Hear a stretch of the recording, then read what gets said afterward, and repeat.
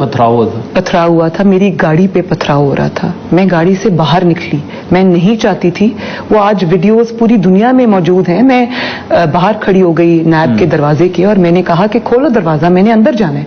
मैंने ऐसा नहीं किया कि मैं गाड़ी में, बुलेट प्रूफ गाड़ी में छुप के बैठ जाऊं और अपने कारकुनों को लाठियां और पत्थर खाने के लिए आगे कर दूं। तो ये बहुत शर्मनाक बात है।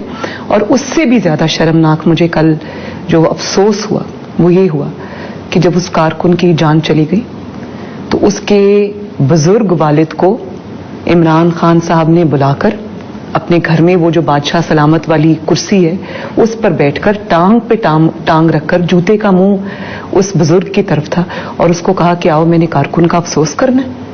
ये तो बहुत इखलाक से गिरी हुई नहीं, इंसानियत से गिरी हुई बात है। तो मुझे बड़ा अफसोस है इन चीजों का।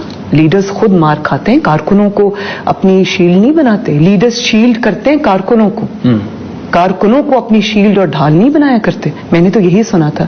ये तो तारीख बदल दी इन्होंने कि कारकुन कोई शायद मुफ्त का आया हुआ है या फालतू है, उसको मारो जितना मारना है, मैं अपने घर से बेड के नीचे से नहीं निकलूंगा।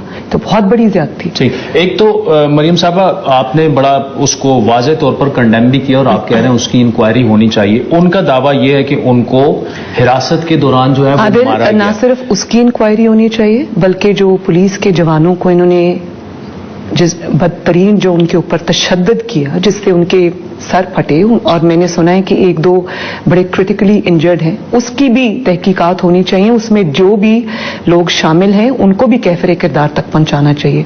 पुलिस के लोग भी, वो भी माओं के बेटे हैं, बहनों के भाई हैं, बच्चों के बाप हैं, उनको आप इस तरह मार खाने के लिए वो अपना फर्ज निभा रहे हैं, स्टेट का फर्ज निभा रहे हैं। जो स्टेट का फर्ज है कि कियोस से बचाए और मामलात को खराब होने से बचाए, वो अपना फर्ज निभा रहे हैं। आपने उनको इतनी बुरी तरह मारा।